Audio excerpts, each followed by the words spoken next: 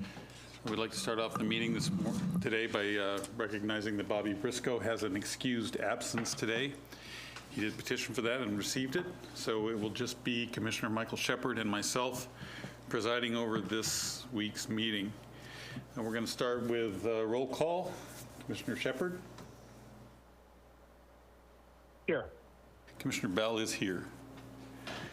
With that, we'll have our open session where anyone from the community can speak. You have up to 3 minutes to speak. If you need a little more time, just raise a hand and we'll grant you that time. But please go to the microphone and tell us who you are and where you're from.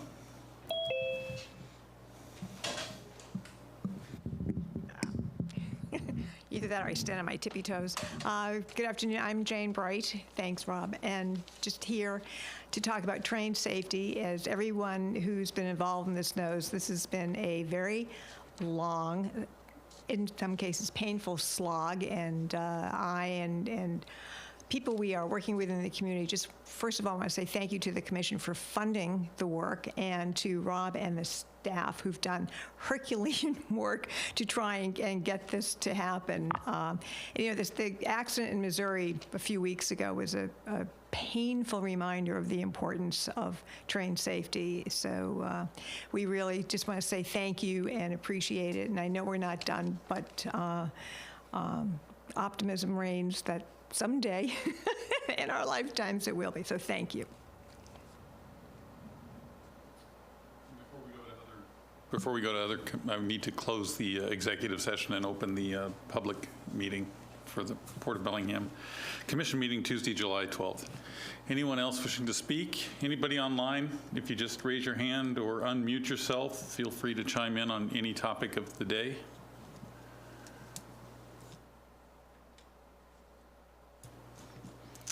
Seeing no one? All right, with that, let's go to our consent agenda.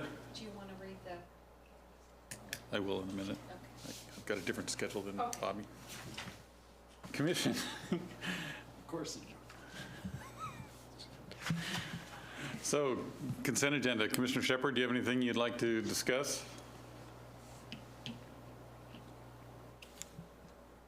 Nope, I'm okay. Go ahead. And today I just wanted to set out and talk about a couple of things on the consent agenda item and just point out how good the staff is and how good the port really is. A couple of things that stood out. First of all, our consent agenda includes our 2023 budget. We're changing out our firefighting foam from one that's dangerous into a new firefighting foam. We have realized the promise of advanced performance by increasing their leasehold. When they came in, they said they were going to grow, and they have proven to be a steady growth. Started out with 12,000 square feet here at the port, and they're on their way to 20,000 square feet in lease space from us, and they're hiring. So consent agenda is not just something we breeze through, but there's some major items on this that I thought needed to be pointed out. We've got a new design at the airport that we're working through, which means that we're building out at the airport as well. And then we've making some changes to the Little Squalicum Beach project, which is going to be a major enhancement. So this consent agenda kind of touches all bases and is really proud of where we're headed as a port. Just wanted to say that before we moved on. I have no objections. So Commissioner Shepard, if you'd like to vote. Should I make a motion? Please. Okay. Motion to approve consent agenda items A through L. Commissioner Shepard?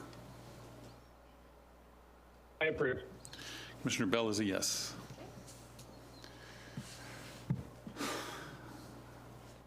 All right, I'm going to have a cup of coffee and we're going to listen to the financials from the second quarter.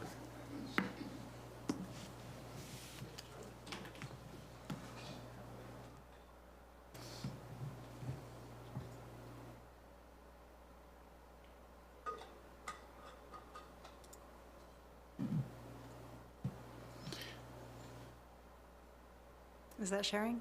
Yep. Okay, perfect. Tamara Subject, CFO, Port of Bellingham.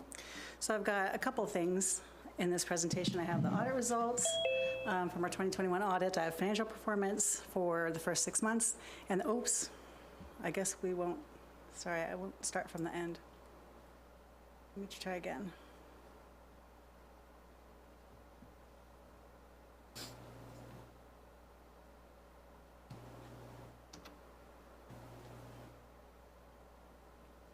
Would be fun to go backwards, though.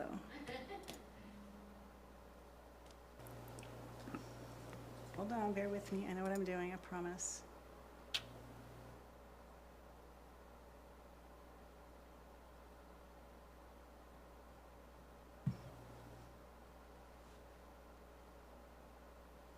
Okay, there we go. Okay, and also quarterly updates. So I thought we'd start with the audit results. The port is audited by the State Auditor's Office every year, and they finished their 2021 audit a couple of weeks ago. And it actually includes 4 separate audits. The first one is the financial statements. And SAO, let me move this out of the way, I apologize. And SAO asks the question, are they presented correctly according to generally accepted accounting principles? And they said yes. Second one is the accountability audit. And that one is where all staff, all commission are responsible for this one. Are we following all laws, rules, and our own policies? And do we have proper controls in place to safeguard the public's asset? SAO said yes. Passenger facility charges is a separate audit. Are we accounting for them according to our agreements with the airlines? Again, SAO said yes. And then finally, the federal grant. This one can be a little tricky because the rules are very, very strict, and any little misstep can lead to a finding, but SAO said we are following all laws surrounding the spending of federal monies, resulting in a clean audit. So that's great news for us. Moving on to the financial highlights for Q2. Just a quick overview. Total revenues, we came in at 14.5 million against a budget of 13.2. So revenues were better than we planned. And also expenses came in 11.2 million to an 11.7 million budget, again, better than planned. So at the end of 6 months, we had a net income of about 3.3 million, and we had planned for 1.6 million. So that's almost twice what we planned. Breaking that down a little bit, the same time last year, we had operating income of net income of 3.7, and then offset public priority expenses of 1 million. 2022 is 4.5 operating, offset by about 1.2, and that's where you get the 3.3 net income. Digging into that a little bit, aviation financial highlights. Revenues, so when we budget in the fall. So 9 months ago, we were still budgeting very conservatively, just unsure of what was going to transpire. Good news, revenues were 1.2 million better than budget, and expenses were right at budget. Higher than last year, or higher than the previous year, but basically because we ramped our marketing back up.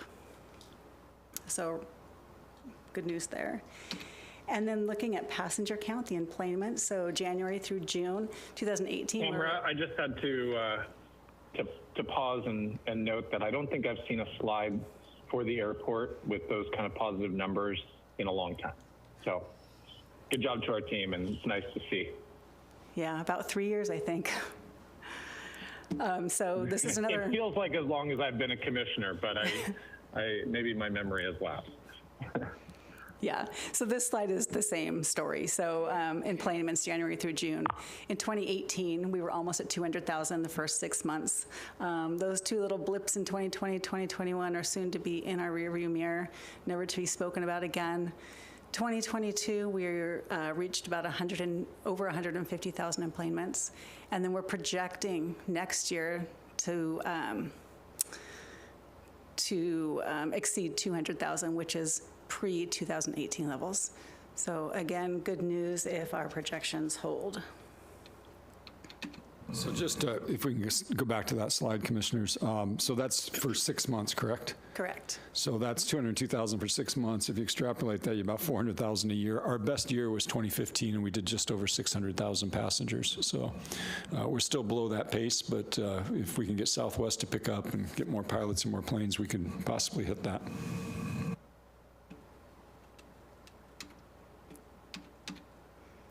So moving on to marinas, revenues are a little higher than budget, and that's a couple of reasons. One, it's seasonality. We have annual payers in April, so that's shown there, and also Blaine had fewer, am I saying that right?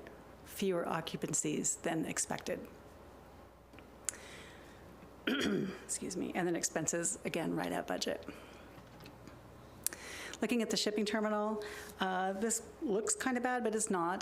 The rock business is very seasonal. It starts in June, so that's why revenues look lower than normal, but as the year progresses, we expect to meet those projections. And then again, bottom line expenses are where we expected. And that's kicked off already, the rock businesses? In Back June. in full force? Yep. And when does ABC kick in? I don't. They just started, so we're starting to see some revenues from them. They brought a barge in last week. They've got 2 more coming in over the next month, and then they should have a ship coming in, I believe, in August. So we'll see that in the next 6 months as well. Right.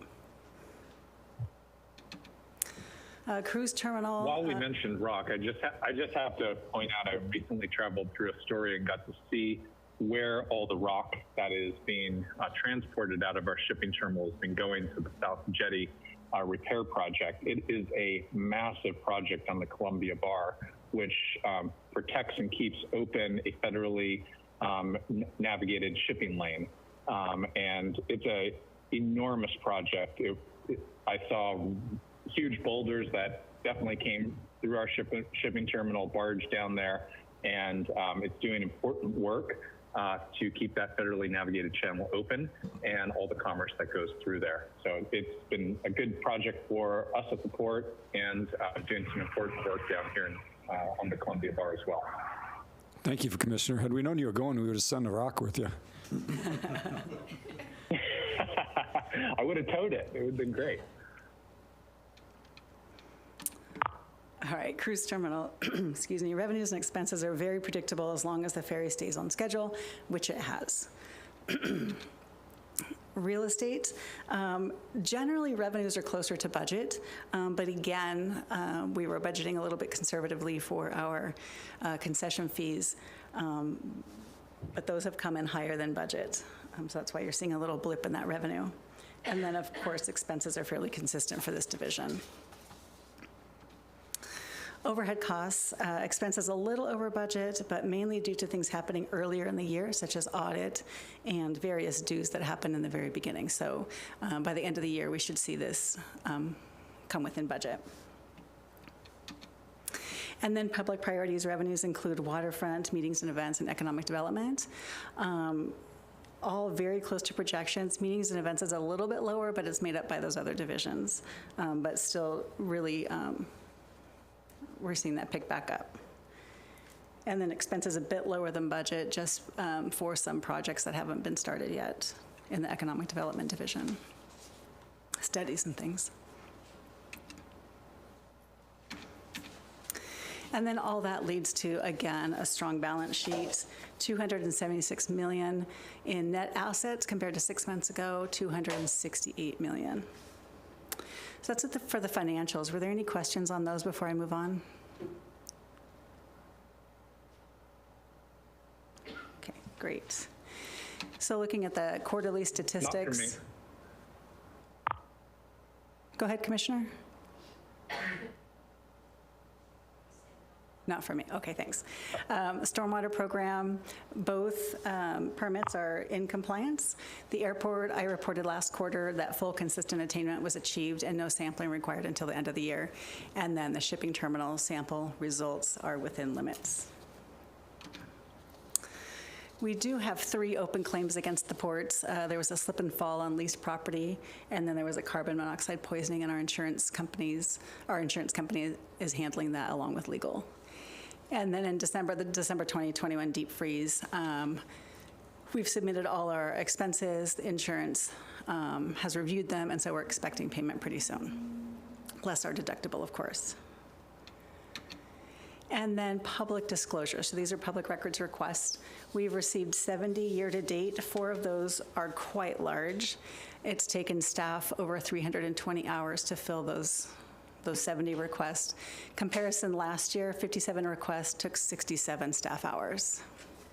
You said 4 of them were quite large, 4 of them are quite large. from 4 separate entities, They are, yes. all related? No. And then finally, our safety report. We had 2 incidents. One was an illness, 5 days time loss. One was an injury, no time loss. And we do report near misses to L&I, so I thought I'd go ahead and include these on the commission report. So we had 2 near misses on top of those incidents. And that is it for me. Any questions? Commissioner Shepard? Nice job, Tamara. I don't have any questions. Thank you. No. You got nothing? No, I got nothing. I don't even have a joke. I don't either. So thanks. I appreciate it. Always well done. Thank you. Okay, now we're going to move on to the railroad crossing project and report from Greg. You're up.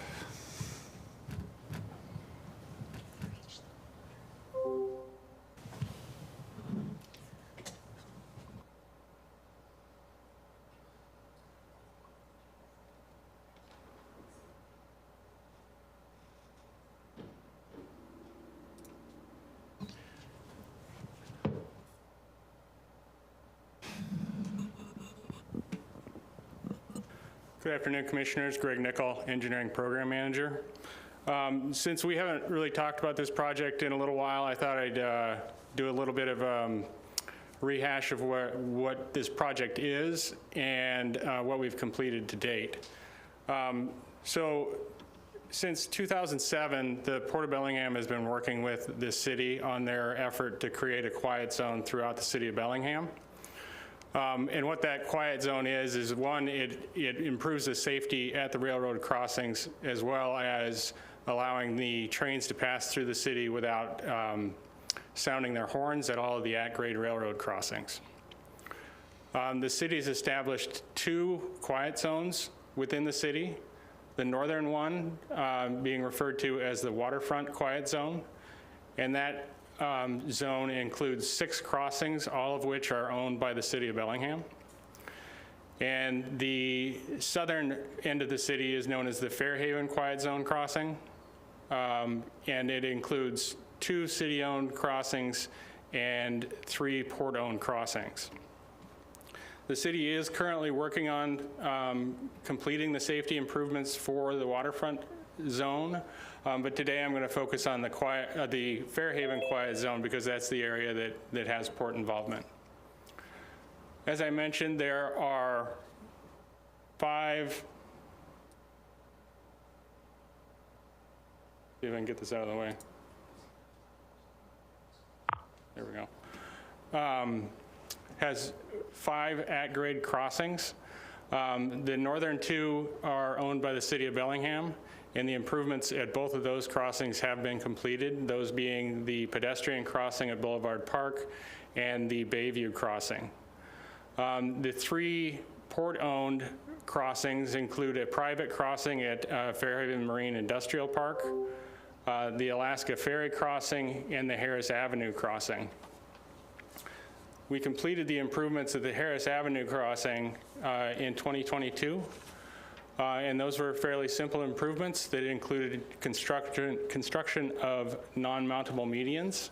You can see in these pictures that they're medians that don't allow vehicles to drive around a 2-gate crossing. And those are installed along Harris Avenue as well as the entrance to Bellingham Cruise Terminal. Moving on to the 2 projects that we still have ahead of us. We have the Alaska Ferry crossing, and that's going to be a 2-phase project.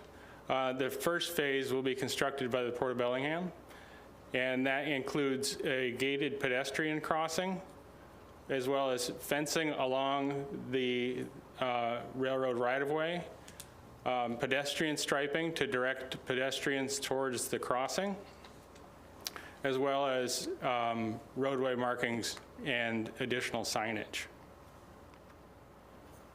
The second phase of work is going to be constructed by BNSF, and that's going to convert the current 2-gate crossing to a 4-gate crossing by adding 2 additional gates. And BNSF is paying for that? No, those are at the cost of the port. They're going to install it on our behalf. Correct. We just write the check. Correct. Thank you, BNSF, for your help. I did get a chuckle out of that, Ken, that BNSF was going to pay. Okay. This needed to be said. The second crossing that is to be completed is the private crossing at FMIP, and those are fairly simple improvements to add roadway markings and additional signage. What really everybody is interested in is what is the project schedule, and for the port component of the remaining work, we are nearly complete with design. And we have an agreement in place finally with BNSF for these improvements, as well as the easement to construct those improvements. And we're anticipating going out to bid for that near the end of this month, with a notice to proceed to be issued in August and project completion at the end of November. The BNSF project, this is based on my communications with BNSF's project manager. And as you're probably aware, we have really no control over BNSF's schedule, but this is what they've told us to date, is that we will be issuing them notice to proceed in the very near future, and they anticipate completing the project in June of 2023. A large reason for how long that's going to take is that they do have to install crossing equipment that has very long lead times. So that date is subject to change, but that's what they're indicating at this time. Once that work is completed, we'll notify the city that we've completed all of our improvements, and then the city will move forward with notifying BNSF of establishment of the quiet zone. And before that quiet zone can be established, it has to be verified that all of those crossings meet the quiet zone requirements. And once that is completed, then the quiet zone will be completed. What's the time frame on that? So there's, I'm uncertain how long that review is going to take. My ballpark guess is going to be a couple of months to probably up to 6 months, if I had to guess. And then once that's completed, there's a 21-day waiting period before the quiet zone can be put into effect. So basically Christmas of 2023. It's your Christmas present, yes. So that's my update. If anybody has any questions, I'd be happy to answer them. So this is just the Harris?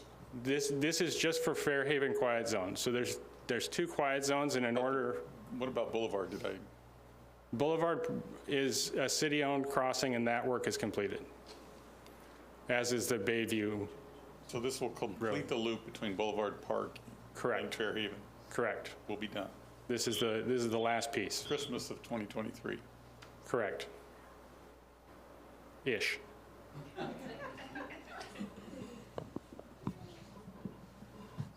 Mr. Shepard. Yeah, what is the pathway for the waterfront quiet zones? You said those were all owned by the city. When are they working on these, and when do you have any projection? So I'm probably not the best person to answer that question, but in my communications with the city engineer, they are actively working on the F Street crossing. They've received grant funds to complete that work. I believe that they've already completed C Street, and I'm not certain which others that they've completed, but it's, maybe Rob can speak to it better than I can. The new one on Laurel, that's been completed. The shipping terminal, the wharf, and the one by Jalapenos, what is that, commercial? No. Central. Yeah, so Central, those 3 have not been completed. Right. And then F Street is like halfway completed. Yeah, I think that they're getting ready to start construction on that, if I Yeah. understand correctly. So that's Christmas of 2030. Okay. Well, And- this came up at the last Walk and COG meeting. The COG put together a 5-year transportation forecast, and we had conversation. I made sure that we included the intent that all of the city's crossings on that northern side, the waterfront, are going to comply with our interest in the citywide quiet zone. So we did get that into the COG's long-term planning, and we'll keep supporting the city and moving forward on them. And how much is BNSF contributing to the city portion? I knew the answer. Probably none. Oh, none. Clarify, 0. I've got no more questions. Commissioner Shepard? Thank you for the update. Thank you. Thanks. Now we have a dedication, House of Tears carving dedication, and it looks like Judy Hart.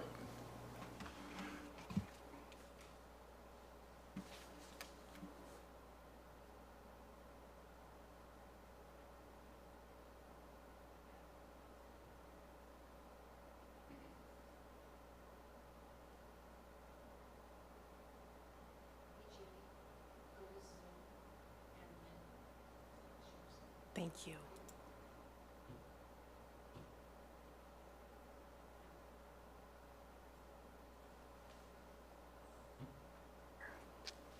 Thank you very much. Appreciate that. Go.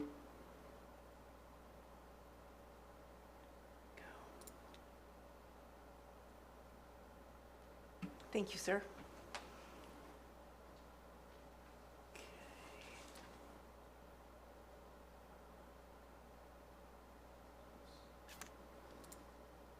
Let's see here.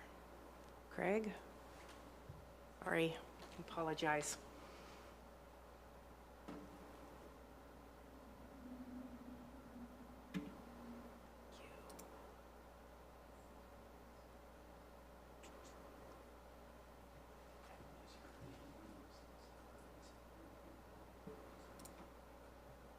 There we go. Okay, great. Thank you. Good afternoon, Commissioners. Judy Harvey, Senior Property Manager. The Port of Bellingham greatly values its partnership and relations with the Lummi Indian Nation. The Double Thunderbird by Jewel James, head carver, House of Tears, is a very unique opportunity for the port as well as our bellwether properties. The Double Thunderbird is located just off of the promenade on the backside of 23 Bellwether Way, close to Anthony's. The original artwork submitted by Mr. James is on the right-hand side. The stories of each, there's 3 stories, the Thunderbird, Raven and Salmon Pole, as well as the Bear and Steelhead. They're very impressive and detailed and long stories. So the plaques that we're going to be installing adjacent to the Double Thunderbird, which the picture on the lower right, my lower right, was just taken a few days ago. There'll be 3 plaques with abbreviated stories. Mike Hogan, Public Affairs, has been working with a professor up at the University of Washington that is very knowledgeable on that, and Jewel James has approved the condensed story that appear on the left, my left-hand side of the screen. The plaques will also have a QR code, and then for those that don't know what a QR code is, they will also contain our website. So the QR code will link with the port's website, and we'll populate that with a video of James storytelling, some music playing, pictures of the artwork, and with time we'll continue to populate the website. The video will be produced in-house by our staff. one of the things that we wanted to encourage you to, it's a less than a 5-minute walk, is to, if you haven't already been on site out at Bellwether, is to take a less than a 5-minute walk and get out there and take a look at it. It is a very, very beautiful piece of native artwork. And before we hand it over to Mike Hogan of our Public Affairs, Jewel James was provided the agenda and is aware of the meeting. I don't know if he is dialed in on Zoom, but if he is, I would like to offer him the opportunity to join in and say a few words if he is on site on Zoom. So perhaps we'll just give it a quick second and see if he is on Zoom.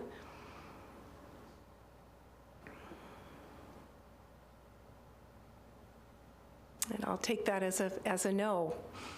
So with that, I will turn it over to Mike Hogan with our Public Affairs. Thank you. Thanks, Judy.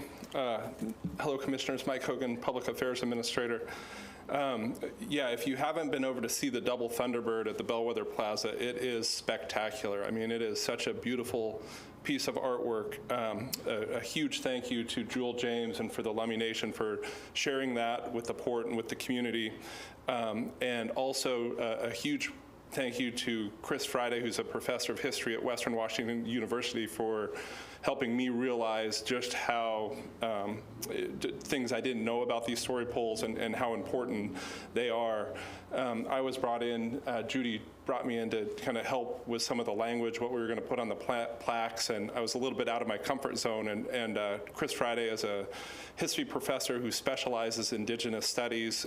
He ran the Pacific Northwest, the Center for Pacific Northwest Studies from 1998 to 2008, and a real value to our community. And he was, so each of the story poles has a different story that is beautiful in their own right. For example, one of the stories on the Raven and Salmon pole talks about Raven, who was the leader of the tribe during a great famine, going out to search for food for his people. And went out, and Salmon Woman recognized the sacrifice he made and gifted him the salmon. And so it's a great story when you listen to it, but Chris Friday made me recognize that famine actually relates to historical events.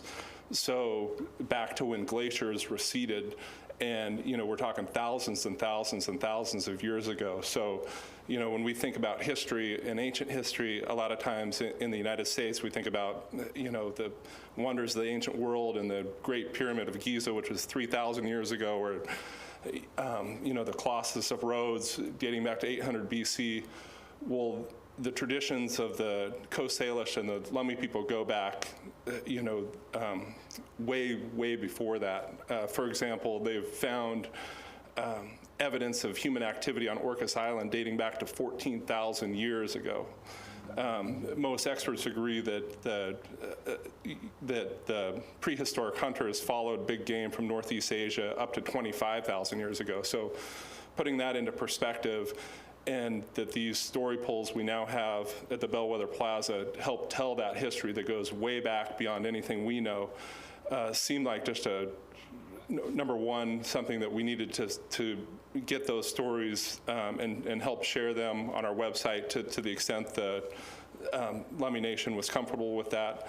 And so we're excited to, if you go to www.portofbellingham.com/native art, you can see a little bit more backstory on each of these story poles. And we're going to, as Judy mentioned, get the stories from Jewel, which have been passed down for thousands of years in oral tradition, and get that video and get that also on our website, get more information. And then it also seemed like there was a great opportunity with the Bellwether Plaza is so big, there's a required curriculum in Washington schools called Since Time Immemorial. And once you start thinking about 14,000 years ago, 15,000 years ago, you really kind of understand what that means. And so to use the size of the Bellwether Plaza to create a timeline showing, dating back 14,000 years ago relative to, 1492, the founding, when, Christopher Columbus came to the Caribbean, or to, the Declaration of Independence, or to important events in Lummi Nation history, the 1855, the Treaty of Point Elliott, and other things, to work with the Lummi tribe and try to, so as children and members of the community go, they really understand what since time immemorial means, and try to emphasize the importance of that curriculum. So we're going to work with Western Washington University and with the Lummi tribe and artists to hopefully do something really cool. But in the meantime, I'd encourage everyone to get out and go see this double Thunderbird and visit our website and look for more great things to come, and really looking forward to the dedication ceremony in August or September, as soon as we can coordinate schedules with Jewel and the other members of the tribe. So at any rate, thanks to Judy for her work, and again, thanks to Chris Friday, and especially to the members of the Lummi tribe, and Jewel James for bringing this to our community. It really is a treasure. With that, I'm done, unless there's any questions. No, just wanted to reach out and see if Jewel was on the phone, just in case you chimed in. Are you with us and want to say something?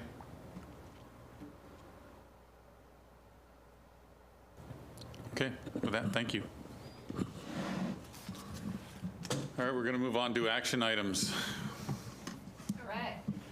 Motion to authorize the executive director to enter into an insurance contract and authorize payment for the renewal of the port's property, cyber, and crime insurance coverage for the period from July 1st, 2022 through July 1st, 2023. Thanks, Carrie. Tamara Sobczak, CFO, Port of Bellingham. So this action is to renew the port's property and crime policies that expired on June 30th. The premium did increase about 20%. Half of that is due to our increased values of our properties. We're insured for replacement value, so those increases reflect in the premium. And then the other half is an actual rate increase. Insurance carriers are still being impacted by losses in previous years. So the highlights of the policy, there are no changes: $50,000 deductible, $50 million earthquake coverage. Lexington is our main carrier, and then our cyber policy is placed with Beasley, who's a leader in the industry. Staff has asked Alliant to bind the policy effective July 1st, pending commission approval. So staff is requesting approval of the motion. Commissioner Shepard? Walk us through the cybercrime again. If I remember from previous years, the insurance policy doesn't cover us for major things like if we're kind of held hostage with having, I think it's called ransomware, in an event like that. Does this policy not include coverage for those type of events? This policy includes coverage for, so if we see something come in and we report it to Beasley, they'll assign experts to help us recover data or respond to those ransomwares. I don't believe it covers the actual cost of paying the ransom, though. Okay. What about the cost? You know, if we have to, it may cover some of the costs for recovery of data and all of the other, losses of us not being able to complete our function as a local government. Is that included? Right, so they'll help us recover data. They'll help us reach out to any, say, credit card holders that were impacted. They'll actually just help us respond to the emergency. Okay. Well, I know it's incumbent upon all of us to be aware and be safe when we're utilizing web resources. So we'll continue to look to our IT department to continue providing us guidance there and helping keep us safe. And I know this is a topic that all the ports and other municipalities are dealing with. So we'll continue to try and stay vigilant. Yes, don't click on links.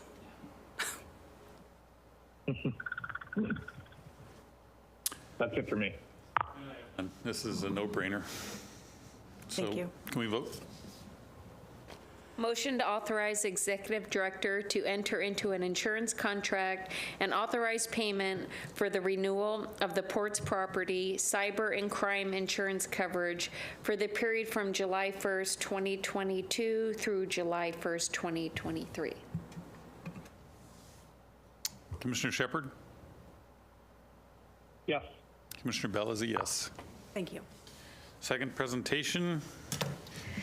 A motion authorizing the executive director to enter into an interagency agreement with the Department of Ecology for funding the port to complete a brownfield affordable housing inventory. Thanks, Harry. Good afternoon, Commissioners. Brian Gowan, Director of Environmental and Planning Services. Just a quick summary here, no presentation, just in case you had any questions.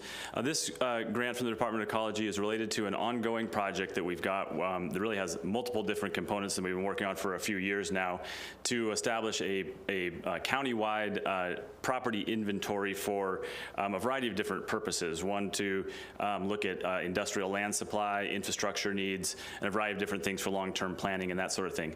We've got to try to build upon this with different funding sources for different focused efforts. The Commission actually approved a separate grant for economic development a few weeks ago to expand the backbone of this I-5 corridor and look more broadly.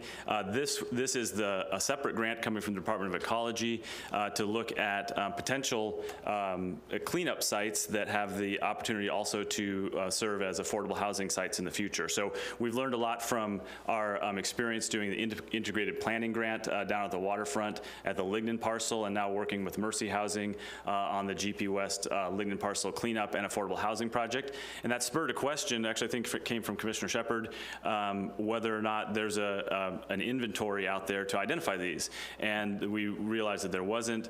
Talked to the city and the ecology and to see if there was any interest in partnership on something like this. And ecology really thought that would be a great opportunity because they're also actually just today announced they're rolling out their affordable housing grant cleanup program. So this really dovetails with that and allows us to be at the forefront of identifying county-wide opportunities for contaminated sites that could be cleaned up and then turned into affordable housing, which we also know is a significant need in our community. So this effort would be used to identify kind of specific things where contaminated or potentially contaminated sites are, and then the affordable housing side of things, what elements would be helpful for those operators to know, like proximity to schools, grocery stores, public transit lines, and that sort of thing. So this really could be used by the county, the city, the port, affordable housing developers at the end of the day. So it really is a really great resource to kind of take this next step on looking at affordable housing and brownfields redevelopment. It's 100% funded by the state Department of Ecology. So with that, we recommend approval if you have any questions. Commissioner Shepard?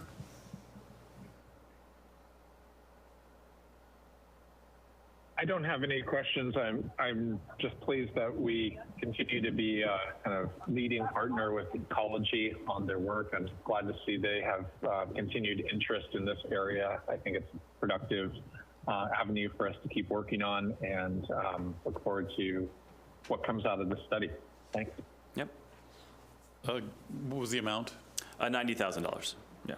So it's pretty, it's cheap. Yeah, it's fairly inexpensive. We get a fair amount of work done. We're building on the work that's already been done by the I-5 corridor study. So actually, I think we can get a lot done for that amount. We've got a contractor already on board through a competitive selection process. And yeah, I think we can get quite a bit done for really cost effective. Yeah, we could be leaders in this space. Yeah. I think that's a huge thing. All right, I have no more questions.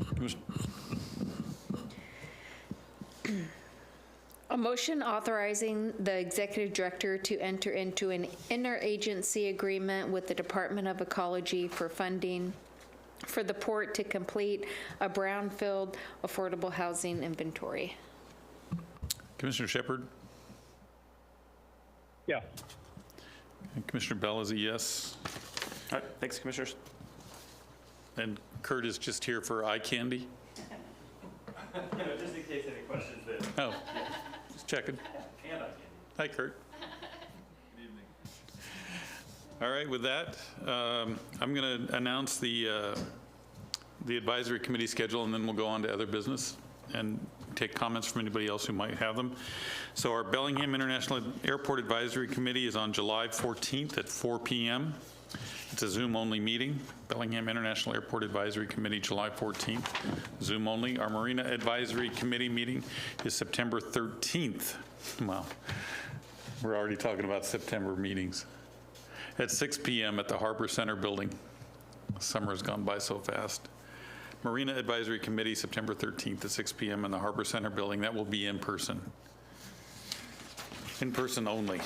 With that, other business, Commissioner Shepard.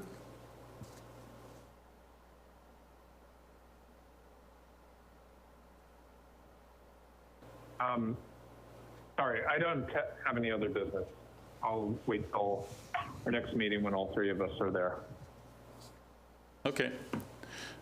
I won't. I've got something I wanted to bring up. So, and it's just it's a timely thing, and it's just because I've got small business on the brain. And Don, I'm not sure if you're on the phone. Are you with us today? Yes, Commissioner. Oh, thank you. So I'm concerned about the plastic mandate that the city of Bellingham is imposing on our restaurants and takeout facilities, coffee shops. Bellingham has decided that they're going to put that in place before the state mandate takes effect. And I think it's just a personal opinion. I think it's a burden on restaurants who are having a tough enough time finding employees. And the amount of time that the restaurants locally have had to respond to it has been inadequate. So I've had a couple of people reach out to me to say, I know this isn't the port's purview, but I do know it's business development, and this is something that's going to hurt small business. So I'm just wondering what we can get, what we can garner, if we can help lobby to maybe put a delay until the state takes over this. It's only about 6 months. It's not necessarily a request to cancel the program. It's more of a let us gear up for it. Let's not be outliers in this approach. But the stress it's going to put on the small business is going to be tremendous because it is a more expensive packaging system and it is harder to implement. And for some, it's going to completely shut down their interior service. It will, unless you have a drive-through, you won't be doing business because you haven't been able to ramp up in time. So, Don, I'm hitting you kind of cold with this, but it's just because it hit me kind of cold the last 2 days, so I apologize for the timing. I'd like to have previewed this before and given you a heads up. But really it is more just how can we help them not hurt their businesses any more than they've already been hurt? And I'm not sure why the city feels compelled to do this 6 months before the state action is going to take place, but there's huge supply chain issues right now, huge cost issues, huge staffing issues that are kind of overlaying this, and it's really, I think, incumbent upon us to maybe lobby on behalf of the small business community to say, not necessarily we don't want to see it happen, we just want you to work with the business owners to make it a smoother transition.